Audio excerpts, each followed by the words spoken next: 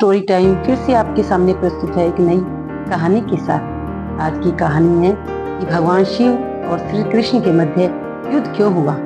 पुरानी कथा के अनुसार एक बार राजा बलि के सबसे बड़े पुत्र बाणासुर ने शिव पुत्र कार्तिकेय की सुंदरता से मोहित होकर भगवान शिव का पुत्र बनने की इच्छा जताई। उसने भगवान शिव की कठोर तपस्या की, जिसके बाद शिव जी ने उसके पुत्र के रूप में स्वीकार कर लिया। एक समय ऐसा आया जब बाणासुर की पुत्री उषा को श्री कृष्ण के पुत्र अनिरुद्ध से प्रेम हो गया। उषा की मायावी मित्र अप्सरा चित्रलेखा ने अनिरुद्ध और उषा का गंधर्व विवाह करा दिया। जब बाणासुर को इस बात का पता चला तो उसने अनिरुद्ध का अपहरण कर उसे अपना बंदी बना लिया। बस फिर क्या था, श्री कृष्ण ने अपनी पूरी सेना के साथ बाणासुर की नगरी पर धावा बोल दिया। बाणासुर कृष्ण की नारायणी सेना का मुकाबला अकेले नहीं कर सकता था, इसलिए उसने भगवान शिव से मदद मांगी।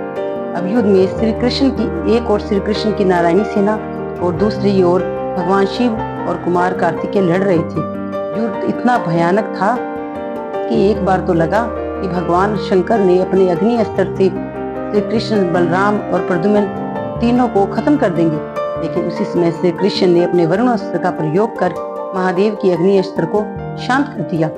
दोनों तरफ से बड़ा भयानक युद्ध चला जा रहा था। ऐसा लगता था कि संपूर्ण सृष्टि ही अंधकार में डूब जाएगी।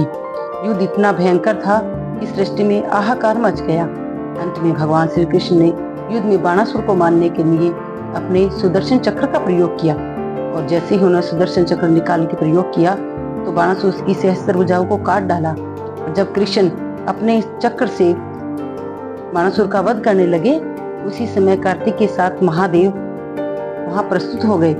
इस बार वे युद्ध करने के लिए नहीं आए थे।